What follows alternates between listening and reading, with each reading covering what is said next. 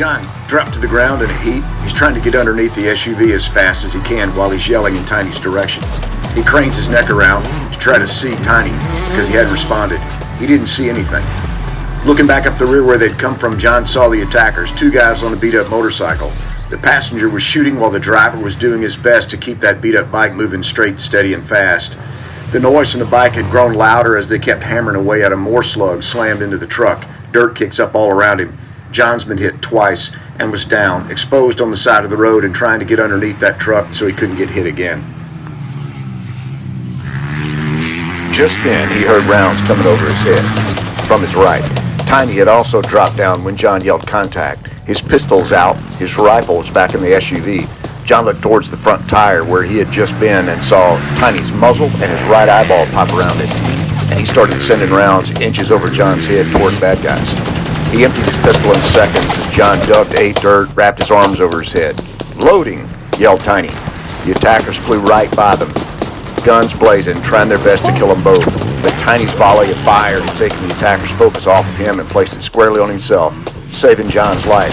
The biker crew zipped past. The guys had trained for this. The whole team had. It was a react-to-contact drill.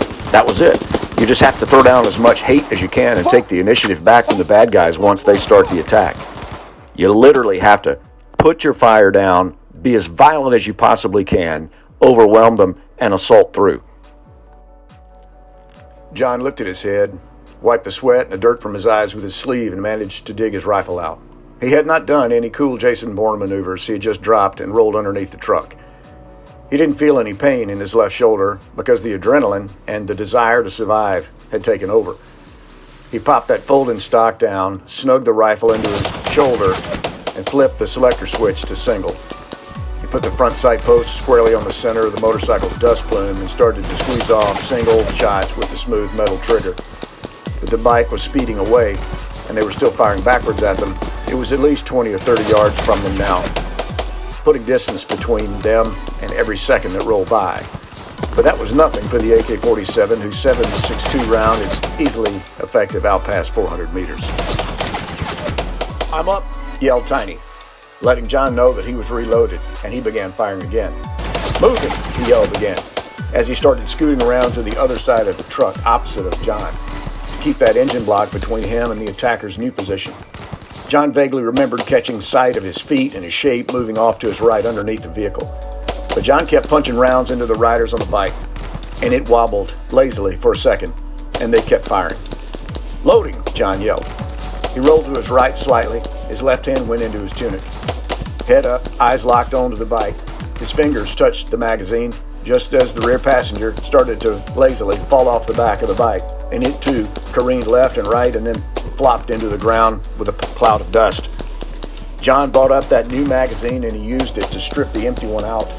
He rocked the fresh one into place, power stroked the charging handle, and completed the load. "I'm up," John yelled. But they were down, not moving. The bad guys, that is. They'd sent more than 50 rounds of pistol and rifle ammo at those dirtbags in a matter of seconds at distances starting at under 30 yards, and they had hit pay dirt. They had won, and it was because they'd responded to the attack with as much violence and firepower as possible. They'd reacted as fast as they could, and you've got to do that. When you're attacked, you've got to hammer back so hard and so fast that the enemy is overwhelmed and they either die or they go away wishing they had never ever run across you. You make them think that they had just had a running chainsaw thrown at them. Let's go, let's go." Tiny was up and moving towards John. But he said, "I'm good. Get that truck working." Their ears had been basically blown out from the gunfire. As it ricochets off the truck's body, the sound waves poured into their ears. They were ringing. Tiny was up in a flash, working under the hood. John stayed prone, covering the direction where the attackers lay, and he wasn't moving as blood continued to pour into the dirt next to him. He started to reach back for his IFAK. Blood covered his entire upper arm and ran down it. John glanced back over his shoulder toward where they'd come from, just in case this was a diversion for the main event, but there was nothing coming yet. Seconds later, John heard Tiny slam the truck's hood shut. He jumped inside, cranked it on the first try. "We're up. Let's move. Can you drive?" "Yeah, I can do it," John said. They both knew what he was asking and why. Tiny had 2 good arms for shooting. If anybody came roaring up behind him for round 2, he would be the one to take on that job. Tiny squeezed his massive frame through to the back seat, and he asked, "So how bad are you?" as he peered out the hole where the glass used to be. "I think I was hit twice. How about you?" Tiny said, "No, I'm good. I don't think so. I was behind the truck." John reached down into his cargo pocket that held his gunshot kit.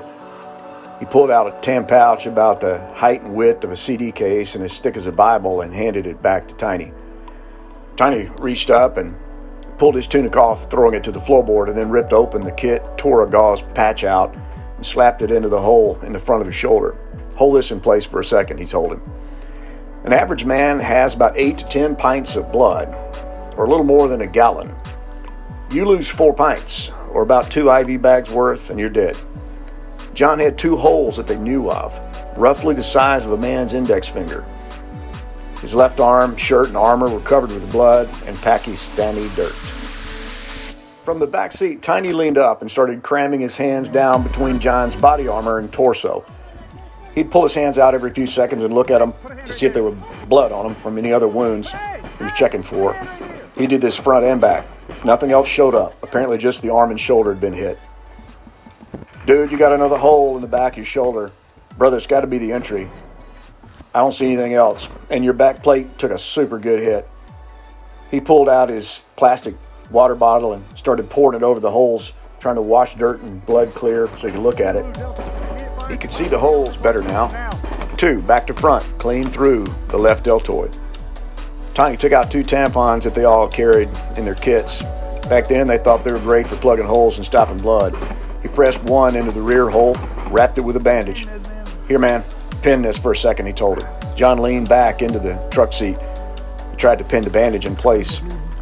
Tiny pressed another into the front hole, covering it up as well with a bandage, and then wrapped the whole contraption in ACE. Went under the upper part of the arm, around his upper chest and back, under his armpit, and eventually tied it off around the other shoulder. That would keep the blood stoppers in place and hopefully stem the flow. Tiny said, "All right, man, that's going to do for now." He picked up his rifle and spun back around to guard the truck from the rear. Trunk monkey, Tiny. John managed with his left hand to put the truck in reverse. He was steering with his right. Remember, it was a right-hand drive, left-hand stick. He U-turned them back for coast. They took off heading west. John kept the truck moving fast, holding the wheel with his right hand. The truck managed to get into 3rd gear eventually, and they sped along the broken road, went through the creek again. The pain wasn't hitting him just yet. A mile or 2 down the road, the pain really nails him. Then his left arm just quit working completely. "Shift for me, dude. My arm is on fire." John grunted through clenched teeth as they started up a slight grade. "Roger, hang on a sec." Tiny shifted the rifle around and wedged it sideways in the back seat. And then he reached up, holding the rifle, aiming it out the back, still with eyes to the rear. Put his hand on the stick shift, and he said, "All right, man, you tell me what I'm in, tell me where to go. I'm ready." "Well, I'm in 3rd, dude. I need you to put me in 2nd. Stand by. Now," John said, and he clutched the truck as Tiny snatched the shifter around and slammed it into 2nd gear without taking his eyes off the rear of the truck. "Done," he said. John released the clutch. It caught gear and continued to climb the hill. "I need 3rd, and then stand by for 4, John said, looking out across the top of the hill they just climbed. He clutched again. "You're in 3rd, 4th on you," Tiny barked as he put them into gear. Releasing the clutch, John jammed the gas pedal down. The RPMs climbed, and soon the engine was ready for another gear. "All right, go for 4th. Tiny pulled right into 4th, sending them speeding across the top of that dusty plateau. Every bump, every jostle of the truck was sending shots of pain through John. The pain began to be unbearable. He'd driven to his limit. Any more just wasn't smart, because now they really needed a fully functional driver than anything else. They'd cleared the danger area, and they were about to re-enter the city. Entering a Muslim town during the height of midday prayer is challenging even when you have not been shot to pieces. But the traffic when they arrived in this dusty backwater village was ridiculous. John lowered his rifle as they turned left onto the main street, trying to keep it out of sight. Both of them badly wanted to turn right and head down to Camp Chapman for some help, but they couldn't do that. Tiny worked the SUV like a NASCAR driver, weaving between cars, in and out of lanes, cutting people off, shooting through the gaps.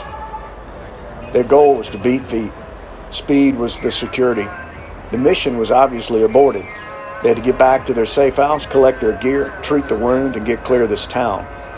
They didn't know how they'd been compromised or by whom, but they had to assume the safe house was no longer safe and that they were still targets. 2 Americans, one wounded and bleeding, driving a shot-up SUV through the street in broad daylight was not a hard thing to spot. Then they just got jammed up at a circular intersection, a rotary. Traffic came from all directions. Nobody was moving. The sunlight filtered through the dust as horns honked. John could smell his own blood as the iron in it mixed with the oil of his skin, giving off a metallic aroma. Both of the guys had their heads on the swivel, trying to watch hundreds of drivers and pedestrians in every direction. Every car window that was down, every head that turned their direction or bicyclist became a possible threat. It was mentally exhausting, and they were already wired and tired. Hurting like he'd never hurt before, John got fed up and just started shouting at a driver who looked to be the cause of the traffic trouble. He lifted his hand as if he were going to go for a gun. Drawing his pistol, John aimed it at his face with his good arm. Panicking, the guy got busier than a cat trying to bury crap on a marble floor. He backed up so fast he smashed into the car behind him, and Tiny shot through the gap, nudging the guy's front bumper aside, and he found a cross street through the traffic. They drove north 1 block. They paralleled the road that led to their building, then cut back south and came up on it from the back. Then things continued to go north. No, not south. That's a good way to go to Southerners, because they found the back parking area that they had been using was now blocked by a transport truck dropping off goods for a local vendor. Tiny didn't miss a beat, took the SUV down by the building, parking directly underneath the balcony. They grabbed their rifles, dismounted, and hustled down the dirt side road that ran to the building's western face. And then their luck just continued to suck. The metal folding grate that controlled access to the stairs was locked, and nobody was anywhere in sight to unlock it. John kicked at the gate, but it didn't budge. They couldn't just leave. John needed meds. There was a long ride ahead of him. "I'm going to breach it," John said in desperation. He started to raise his rifle to the lock just when a local townsman showed up, raised his eyebrows, and pointed to the sky as if to say, "You want to go up?" Tiny motioned for him to stand back as he delivered a massive mule kick to the door and dislocated the lock from the door frame. Tiny gathered equipment around the room while John went into the toilet area with his med kit. He knew they'd be on the road for hours before reaching dock and decent medical care, and so he took a syringe and sunk it into a bottle of lidocaine, sucking the liquid out. Then he pushed the needle back into the bottle of Rocephin powder and pushed all that lidocaine into the powder, and then shook that mixture up, combining the 2 ingredients. Then John drew all that back up into the same syringe and was going to inject it. Rocephin was a strong antibiotic introduced to troops after the '93 Battle of Mogadishu in Somalia, with the notion that if you couldn't reach medical care for hours, you just shot some Rocephin in your body to keep the infection at bay. The lidocaine, that was just to serve as a local numbing agent in the area to minimize the pain of the wound. John knew he was supposed to inject the mixture into the affected area, the gunshot zone. But the pain was so bad in his arm and shoulder right now, it was throbbing, that he had zero desire to push a needle into it. So brilliantly, John decided to inject it into his right butt cheek. Bad move. His butt numbed out on that side, and now John walked like a gimp. But the ride back was a lot more comfortable on his butt. The gear staged on the balcony, Tiny headed down to the truck, and John started dropping things off the balcony with his one good arm. They loaded up and pulled out, destination Kabul, heading west back through the mountains, back through Pasha Khan's extortion zone. They bounced across rocks and streams and potholes, and the pain in his body was tremendous, and it grew by the minute, radiated down to his elbow and wrist, up into his neck and back. The swelling and bruising in his back from where the other rounds had struck his trauma plate were causing him trouble. They called Doc, who's sitting back in Kabul, and he denied a morphine request. All the guys carried that drug on them in an injectable form. The Tiny suggested John asked for it before taking it. Doc said that if he had taken it, because they didn't know how much blood he'd actually lost, it might lower his blood pressure. Couple that with blood loss and you can die. So John had to suck it up. But man, he was in pain.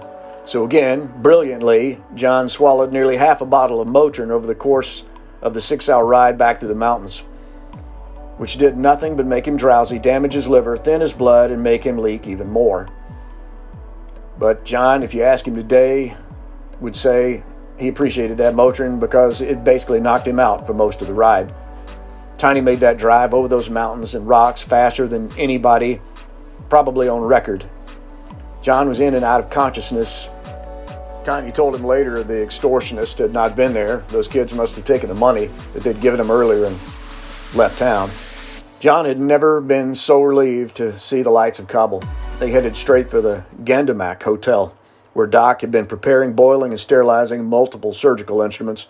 Then John got up on the bed, rolled onto his right side, and Doc set to work. He punched an IV into his right arm just at the crook of the elbow to start giving him fluids. His next problem was that he had to clean the wound out to make sure that no pieces of t-shirt, dirt, or bullet fragments were left inside his body. At first, he said he might have to slit the shoulder from hole to hole, basically lay the muscle open, clean out that wound channel. John told him that ain't going to happen. I think John said that he probably would shoot Doc if he had done that. So Doc figured out a way to do something else. Meanwhile, Tiny had taken out his video camera and was capturing the whole thing to use as a training tape in the future. John asked Doc for pain meds again. It had been nearly 8 hours since he'd been shot, and he'd had nothing but Motrin and lidocaine and Rocephin. Doc said no, still concerned about blood loss and low blood pressure, so he'd have to live with the pain a little while longer. John was wearing a Sunto Advisor. They had a heart rate monitor that was strapped around his chest, and Doc said, keep an eye on your watch. Look for the signals from the sensor and monitor your own heart rate, and I want you to call out your heart rate to me every now and then. Then Doc took a solution of salt water and sucked it up into a huge turkey basting looking syringe and jammed that plastic contraption into the bullet hole in the rear of John's shoulder, pumping and plunging water through so that it came squirting out in blood and water from the bullet hole in the front. Fire. It was like liquid fire being pumped through his arm, and John thought that probably this might have hurt worse than actually being shot. Well, on second thought, maybe not, but it was pretty bad. Doc repeated that turkey basting torture twice more in that same hole, and then he came around to the exit, and he did it 3 times from that side, pushing cold salt water out the back of the body. John was visibly shivering from water and shock. Doc finished, he bandaged things up, and for a 3rd time, John asked for something to numb the pain. Doc finally gave in, took a syringe of morphine and shot it into the IV. Slowly, warmth enveloped John. Just as John was about to pass out from that drug, Tiny held up a jar of Vaseline in the video camera and smiled really big, saying, "Hey dude, you're drugged. Have a good night." "We sure will." John weakly raised a right hand and gave him the bird, just letting him know he was number 1. And then he passed out to nightmares about their intentions. Early the next morning, on the 5th of April at around 1:30, John was awakened to rumbling and shaking. He said, Are we being shelled?" He woke up from his morphine-induced coma. Doc says, "No, brother." And he said, "Go back to sleep." Doc had been at the foot of the bed, sleeping on a cot since the procedure. The next day, they learned that a magnitude 6.6 earthquake hit in northern Afghanistan and was felt as far away as Abbottabad, Pakistan. 3 people died in Kabul. It was basically the same general area where Tiny and John had been operating. Fazal and his partner, a huge Afghan NDS, showed up later the next morning. John was still lying in bed with an IV in his arm. He shook their hand. Fazal says, "You come to our country to help us. You spill your blood on the ground for us and the earth shakes, my friend." He was joking about the earthquake. "Hey, I got big juju, man, and don't you forget it." John stayed in Kabul for a few more days, getting his strength. They went out to watch a buskashi match, and that's kind of like a medieval version of soccer or polo, where players are on horseback and use a goat carcass for a ball. Then they all got on a flight to Dubai. When they landed in Dubai, they then caught a British Airways flight back to the United States via London. And on the BA flight, the crew actually gave John a seat in first class all the way from Dubai to London. And it was a gesture that endeared him to that airline ever since. In August 2006, the body of Bilal Rashid was found dumped on a road, and a note attached to the body made it clear that his murder was punishment. Quote, anyone found indulging in espionage will meet the same fate.